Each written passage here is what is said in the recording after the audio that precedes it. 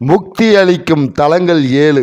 அவை காசி, மதுரா, மாயா, அவந்திகா, பூரி, துவாரகை, காஞ்சி.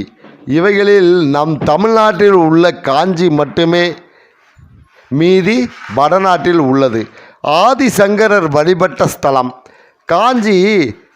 சங்கராச்சாரியார் மடம் இன்றும் மக்களுக்கு சேவை செய்து கொண்டிருக்கிறது. பஞ்சபூதங்களில் இது நிலம். பிரம்மதேவர் தானே முன்வந்து விரும்பி வழிபட்ட ஸ்தலம் காஞ்சி. பஞ்சபூத தலைவனான சிவன் இங்கு ஏகாம்பரேஸ்வரராக அருள்பாலிக்கிறார். ஆனால் காஞ்சியில் காமாட்சிக்கே முதலிடம். அவளே இங்கு ஆட்சி செய்கிறாள். இங்கு 108 சிவஸ்தலங்கள் உள்ளது. ஆனால் ஏகாம்பரேஸ்வரர் ஆலயத்தில் மட்டுமே அம்பாள் உடனிருப்பாள். மற்ற கோவில்களில் அம்பாள் சன்னதி கிடையாது. காஞ்சி காமாட்சி என்பது அம்பாளின் அவதாரம்.